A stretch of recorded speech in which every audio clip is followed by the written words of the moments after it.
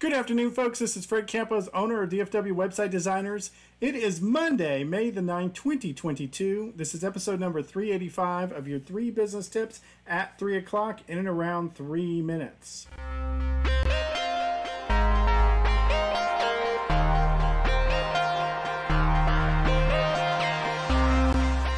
Solopreneurs, small business owners, we're in a week-long series talking about better health, specifically for you, the business owner, as well as for your employees.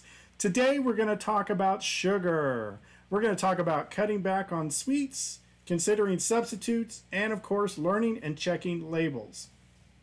When it comes to better health, the American Heart Association narrows it down to one thing: to cut back on the number of sugars that we Americans consume. There is sugar in everything, even things that you don't even believe or would understand. We talked a little bit about yesterday about cutting back on drinks, and the main thing that's in drinks is sugar. So business tip number 1 is we got to cut back on sweets. We all know this. There seems to be desserts in all business meals, business conferences. Every time we are together, whether we're at a Starbucks having that latte with everything in it, the biggest, easiest thing to do is just to limit or cut that back. Reduce it by half, reduce it by 3/4. Really focus on the type of things that you put, the desserts. Do we have to have a dessert with lunch and dinner? Can we cut back and have desserts maybe twice a week, maybe down to once a week? Really controlling and cutting back on sugar, cutting back on those sweets. Business tip number 2, substitution. You know, it's the 21st century. We've got all kinds of things that we can substitute. There's usually 3 or 4 different sugar substitutes. We need to cook with them. We need to put them into our drinks. We need to consider them as an alternative. If we have to have a drink or iced tea or coffee, we can put in a substitution as opposed to the real thing. Just swapping that out will reduce the number of caloric intake that we get that comes from sugar.